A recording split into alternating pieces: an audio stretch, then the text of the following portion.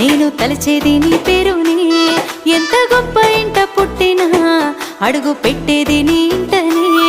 ఆ రామయ్యకి మొక్కినా నీ సీతనేనైతనని, ఎన్ని కష్టాలు ఎదురొచ్చినా